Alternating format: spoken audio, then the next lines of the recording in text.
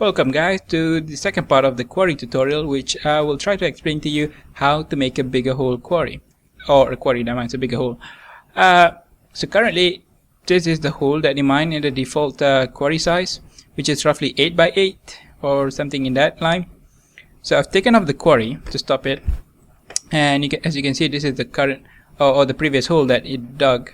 So what I can do is I can place landmark to enlarge the hole that it can do. So essentially, if I had to place a landmark to make a hole this size, I would have placed a landmark there, landmark in this corner, a landmark here as well, and one more here. So that will make a square, which allows you to put down a quarry and determine the size. So what you can do is, because I'm putting down my quarry here, I want to put a landmark in front of where the quarry will be, like that.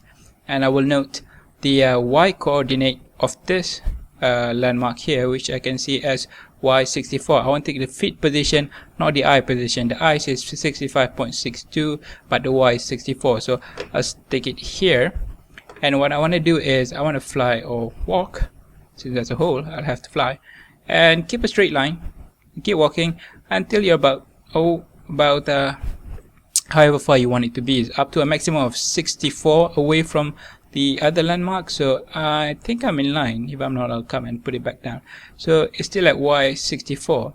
So that's the first two corners. So now I need to decide on the third corner about how wide I want it to be. Maybe that's a little too wide. Nope, I'll walk back a few blocks and put it there. So I'm still at y64. So that's fine. You must make sure that all the landmarks are in line and on the same y axis. So currently I'm in line with that and that landmark, but I'm one block too high, so I need to break this block and put down my landmark there. So what you do once you've done that is give it a last look, and that looks straight. Yep, so that's slightly rectangular-ish, but that's fine. You can make a square, rectangle, or whatever not. Right click on the landmark, which will make this laser thingy appear. If your laser is not complete, that means one of the landmark is not in line. So if you get a square laser or rectangular laser like this, that means your landmark are all in line, and you can place your quarry. To place a quarry, you can place it at any one of the corner. What you have to do is place it behind the landmark, out in the corner like this. You can place it in front there if you want to, but since I have my setup set up over here, what I'll do is just I'll place it right over there.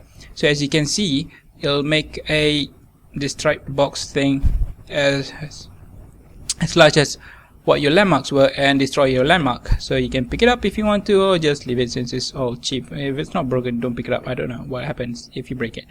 So yeah, it'll keep the chunk loaded and the quarry will be at that size. So what you need to do now is give your engine some power, and a robot will appear and start building up the frame and clear up all the old frames if you happen to do as what I did, and clear up all the grass in this area. As you can see, it's clearing it up. Let me pick up the landmark and clear up this whole area. So once this is done, they'll start mining a hole that is inside the box circumference. So I'll come back when this robot has finished building this quarry, since it's a large area and it will take some time. Welcome back guys. So the robot has finished building the frame for the quarry, and the laser has appeared and has started to mine. It'll use my old setup and pump that straight into there and start mining an area inside the frame which we've put in with our landmark. So that's great. So as you can see, it takes a lot longer for it to clear up one level of dirt in such a big area as it should, because it's now a bigger area. So it'll take a lot longer for you to mine the whole entire area. So for it to reach bedrock, it'll probably take a good 5-6 hours of real day time. So do keep that in mind, and it'll mine a lot more stuff, so you might want to add more chests over here. Let me just add a few more as such.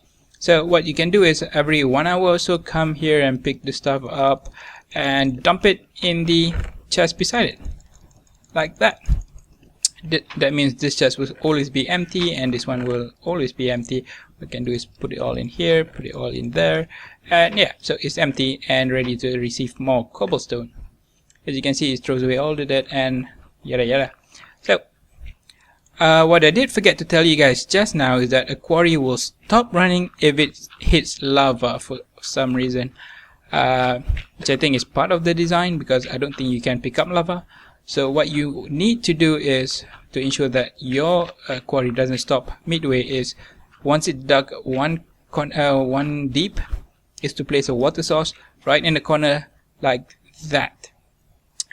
And now you may think that it's not filling up the whole hole, but lava is found roughly quite deep down. So once it gets down there, this one water source will fill up the whole hole and ensure that all the lava that the quarry encounter will turn into obsidian, which is a very good way for you to mine obsidian as well.